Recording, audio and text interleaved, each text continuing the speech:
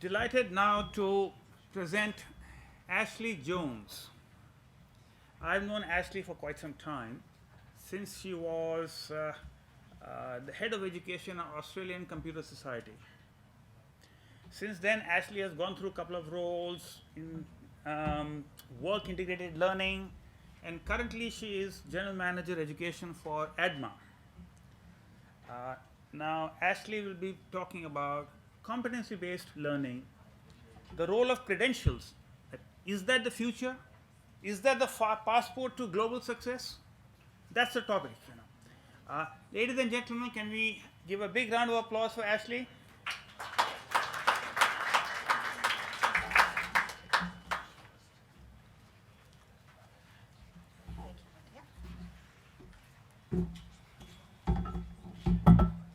This goes forward, Yep. that goes back. Perfect. Thank you very much. Right, so I'm between you and afternoon tea, so I'm going to talk very fast and try and keep you entertained. Although after that fabulous presentation, that's a hard task to follow. Can I ask how many of you are in higher education in some shape or form? Okay, good. All right, not too many. Look, I'm an ex-academic, and one of the questions that I want to pose to the room before we start is, over the next 10 years, will formal higher education programs be competing with agile, industry-specific skill credentialing programs, such as the one that I'm going to discuss right now? Okay, so what I'm showing you, can it overtake higher education over the next decade? Definitely yes. There you go. I'm on to a good start. Okay, this morning we heard from Greg on the importance of finding effective ways to develop lifelong learning engagement strategies. I'd like to add to that mix the need for industry, academia and professional associations to work together to ensure the development of the ever-changing skills requirements, which Tim called the ever-increasing contingent global workforce. How do we ensure the gig economy, Tim again, you can see I've been plagiarising throughout the day, is adequately skill assessed in the global white-collar environment? How do we ensure career progression can be employee-oriented while satisfying the rapidly changing real-time workplace skill requirements? How can we deliver learning content that doesn't fail, in terms of meeting business requirements? That 70-20-10 that CEOs are saying isn't working. How can we ensure that we actually deliver? The requirement for agility and flexibility in terms of career development, career progression and career transitions across verticals means we need to develop transparent, consistent modes of certification which are reviewed on a regular basis, that will work across the professional workforce and establish a benchmark global credentialing process. As David suggested earlier, badging and credentialing will become a way of ensuring our credentials follow us from job to job and potentially offer the chance to develop a professional skills passport that can follow us around the globe in terms of peer-validated skill sets. An edupreneurial model, in other words, that allows for a diversity of certification mechanisms which will involve academia, industry, professional associations and the individual learner in the development of lifelong learning credentialing that can validate high-fidelity skills recognition across verticals, industries and the global workplace. Sounds pretty impressive so far, right? So, following that introduction, I'd like to discuss an example I've been working on for establishing benchmark credentialing of individual professional skills through a case study that involves Deakin Digital, a private entity set up by Deakin University, and ADMA, the Professional Association for Data-Driven and Digital Marketing and Advertising. So, you can see the demographics in this slide demonstrate credentialing microbadging is not a new concept and is in fact fast gaining traction. But how do we ensure that we have a benchmarkable, iterable process that can actually show validation of skill sets that have been peer assessed within a formal education space, while at the same time having people working in the workplace and upskilling in our rapidly moving environment? So, it's important now. The partnership between Deakin Digital and ADMA is very clear cut. ADMA, as the professional association, has written the standards. Using industry-based panels around the country, we've set up standards that will be reviewed. At the moment, they're just a moment in time. And so we've put, because that's the problem, isn't it? You know, we could have spent 2 years trying to put together something that encompassed absolutely everybody's ideas of what that standard should be, and then we'd be out of time because there'd be more stuff that would have come up in those 2 years. I'm thinking about, for example, in data-driven, data analytics, those ever-increasing, changing spaces.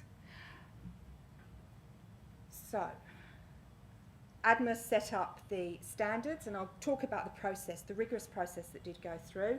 And Deakin Digital are awarding the credential, which is evidence-based and is mapped to AQF, so that we can ensure standards that can articulate both into vet and higher education spaces, and that people can take up from Cert 2 all the way through to a Masters in Professional Practice within those 5 areas.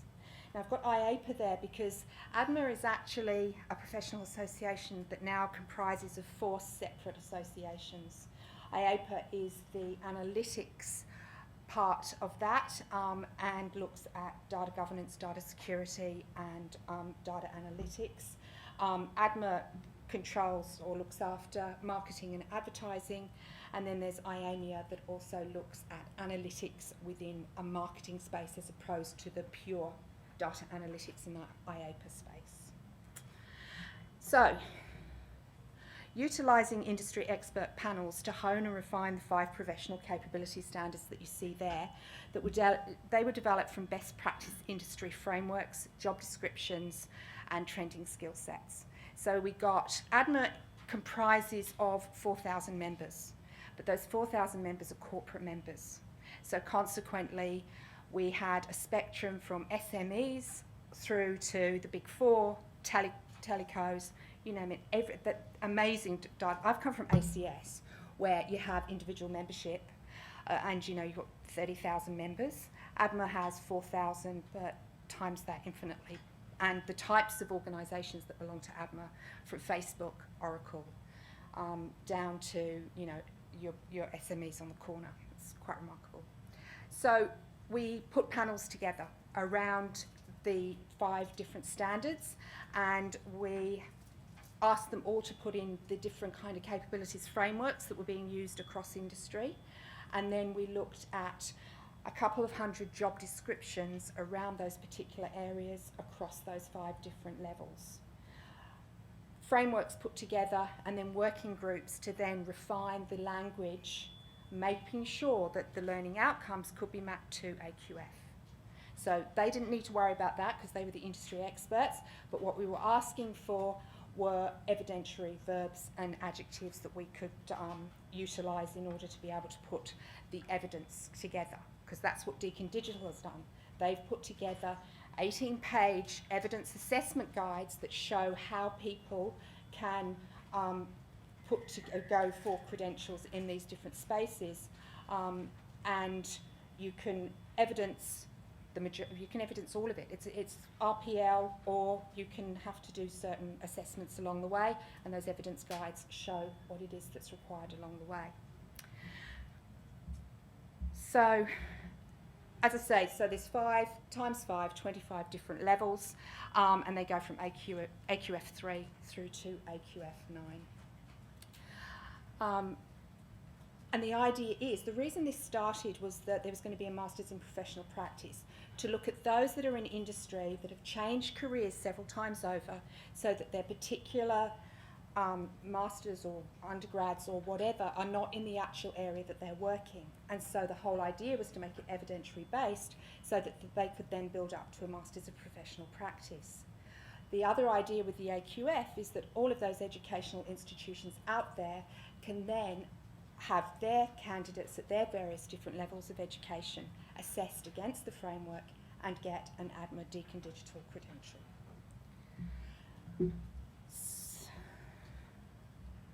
Okay, so the assessment evidence, that is also pretty rigorous. As I said, it's been aligned to AQF, and there is an acceptable list of evidence artefacts. It's actually evidence agnostic. Think about a 100-point proof of identity. There's rules of 1 and 1 plus another. So there's 10 different areas in one particular area, and you get to choose. You have to do 2 that are mandatory, and then you get to choose 1 or 2 to be able to prove your evidence. We've put together a panel of assessors.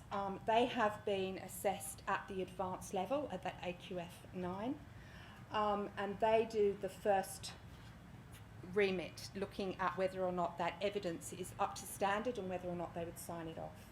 Once it's signed off, we then have a panel of 3 that sit in order to be able to do a video discussion with the candidate. And that will either be 2 ADMA professionals that have been accepted as judges, or it will, and 1 Deakin University professor from the appropriate school. So, for example, just realised the marketing sits in business. We're not quite sure where data analytics is going to sit at the moment, because it could be IT, it could be business. Everyone's fighting, recognising that this is the credential of the future. Credly's involved in the badging that is being utilised, is part of that portfolio. Getting back to that assessment, once the panel has done a video, if they unanimously agree that the candidate can be signed off at that particular level, then that's great, and they get the credential. If there is, even if it's 2-1, then there is a review panel that has to sit in order to determine that that candidate can pass. The rigour around this is why the credential will be worth its weight in gold in terms of going forward in the future. Effectively, early career progression, changes in career, and Deakin's not just working with ADMA at our professional association, they're also working with corporates in and of themselves to put together Masters of Professional Practice. So one of the Big Four, for example, is putting all of its financial planners through an advanced level of credentialing and ensuring that they all come out with a badge at that advanced level in terms of financial planning. So, independently verified, evidentiary-based, assessment criteria set and validated by industry experts.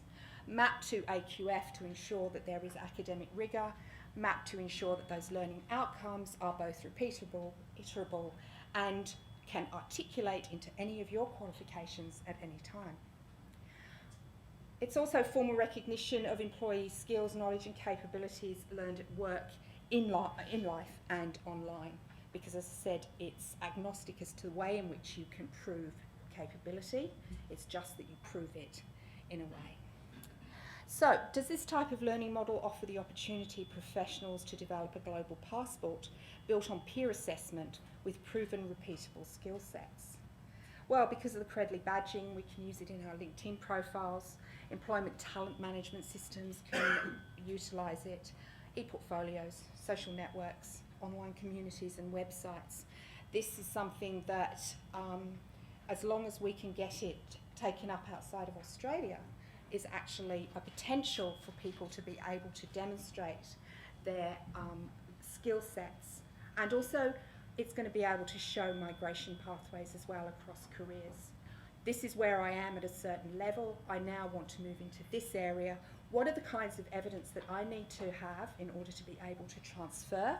What kind of discussions do I need to have with my line manager in order to be able to determine that my career progresses in the way that I wish?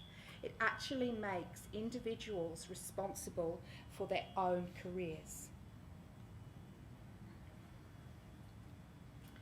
So, and the other thing is we're in talk, so that in answer to my own question, which wasn't really a question, we're talking with the Canadian Association and the Indian Association at the moment, and looking at ways that we can ensure that this type of credentialing and the global passport can be recognised as we go forward.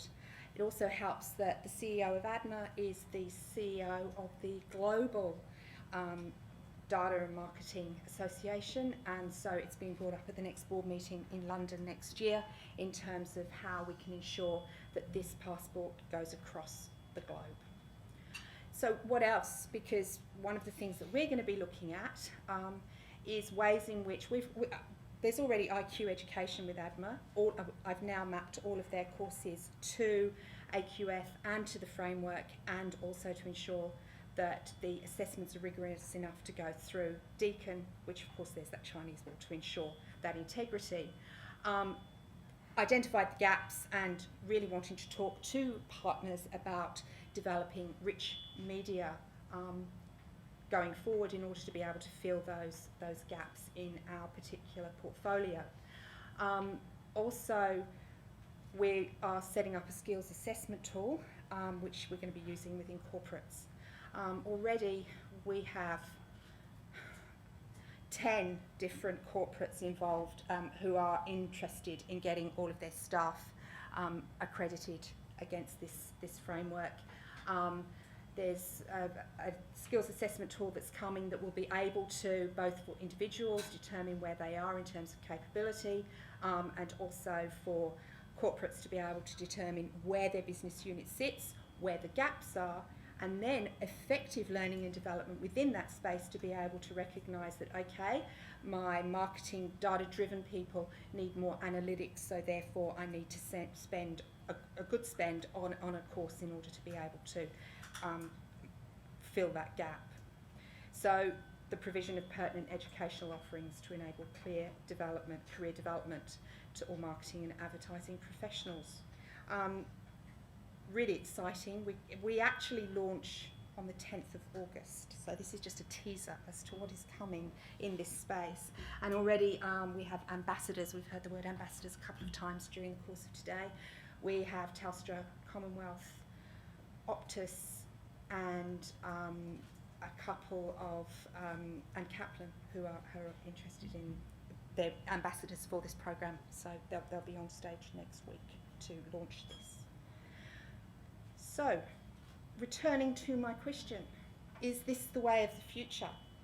Given that it is benchmarked to AQF, so there is integrity and rigour, that it is a way in which to identify career progression, given that the framework is going to be updated on an annual basis, because those of us in the room that have to work with curriculum committees and higher education bureaucracy, and it takes, you know, a good day, 2 years to get something through, is this a model that can succeed in the future?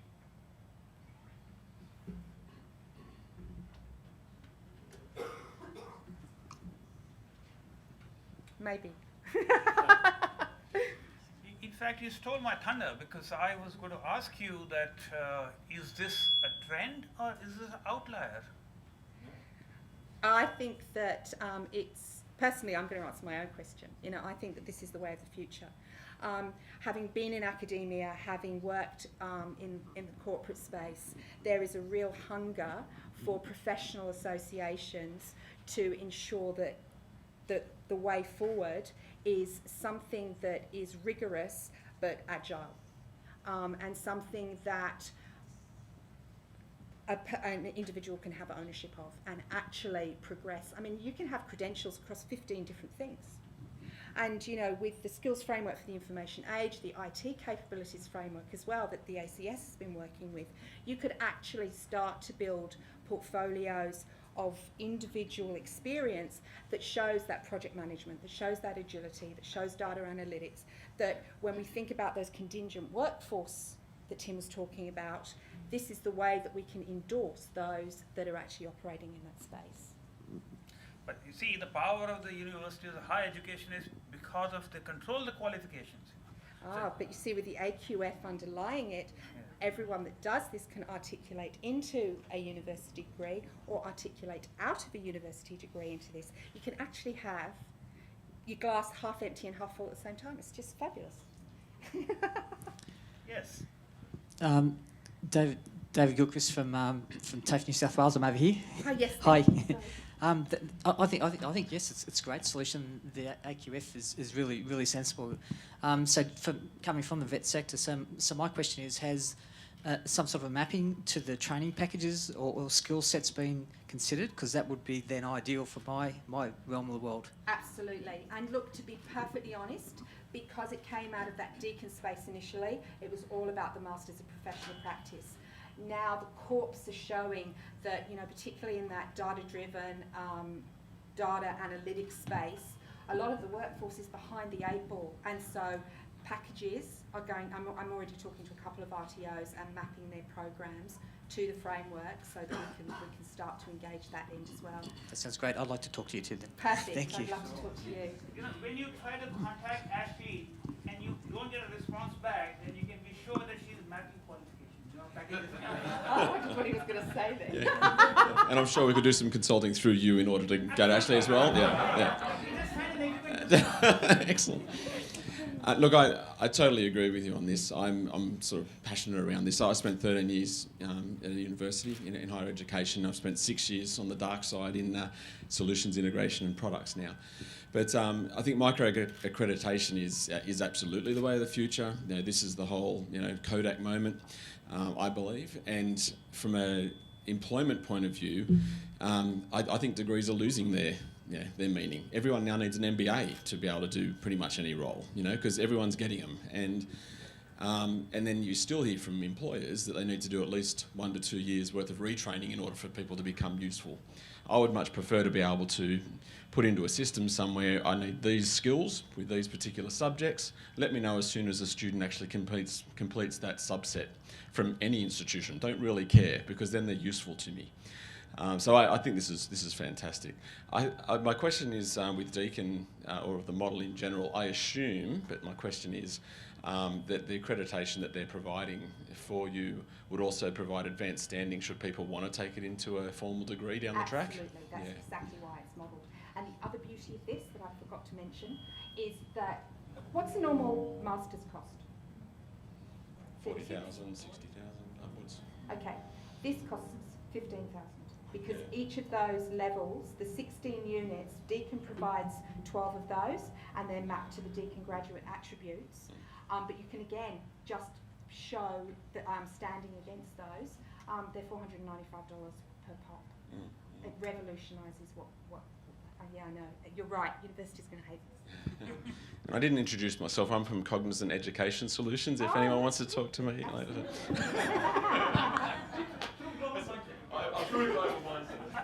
And I'll pick up, and I'm Paul Wybrow from Capgemini. So my question is, it sounds really intriguing. My question is, I suppose, just trying to think wider. I can see how it applies to certain things like marketing and finance and so forth. But given the economy has such a wide diversity of jobs, how do you think this will extend across to become very successful? It's got to cross all the economy. How do you do that where you haven't got a professional body in operation? Then they'd work with leaders within the corps themselves, within that commercial space. So, for example, like that Big Four bank, I mean, yes, there is a Financial Planning Association. Yeah. They worked with that, but it was actually at the behest of the Big Four. Look, I think one of the things about this is that it is a professionalising, of careers, of that white collar, ensuring that there is going to be credentialing. So, Deakin started with the idea of their 12 plus, a couple of masters. They are already at saturation point and have 15 different projects going on in 15 different spaces. It's going to be consumer demand. Hey, how come there isn't one in, astrophysics or whatever? Cool. Thank you, Ashley. My name is Chris. I'm managed training at the Institute of Internal Auditors. So I guess in terms of the discussion question, I wanted to provide an answer. And my thoughts were that I guess at our organization, we have sort of like a higher education qualification, and then we have short courses of training. But the training side of things pretty much already do that. They kind of provide industry-specific skills straight off the bat. It's a 4-day course compared to like a higher education qualification, which takes a lot of time and it's very administrative to get across. So I think in industry that's already happening. And then, as he has mentioned, I think that there are certain organizations or professions rather that have interests, so it'd be kind of hard to, within 10 years, anyways, have great groundbreaking, progression. For example, with accountants, because there's a lot of universities and a lot of interest behind it. But yeah, I think probably longer term, that will come across. But in the short term, I believe that there's already disruptors, sort of, and the main thing is that there is better ways to teach. The other thing, though, the other side of that is that at the moment, professional associations hold accreditation over the heads of universities. This disrupts that as well. I didn't say that on camera, did I? Having come from the association that accredits IT, but it will take that hold away, because what it will be a rigorous academic qualification, but that is industry set. Industry stating what the skills are that are required at that moment in time, rather than an academic board of 2 years ago saying, you need to get ES projects for your students, your final year students, and the university's going, we can't do that because industry won't give us the ES projects in order to be able to train the students in that space, because they don't have the capability to do so. That was just an example. But yeah. And the holy grail in US at the moment is about personalization and micro-credentialing. That's what is the key which everybody is grappling with at the moment. So, Partha, anything for SPGen? I was going to say, I feel cheated that you haven't given me a question. Thanks, guys. Please give a big round of applause for Ashley.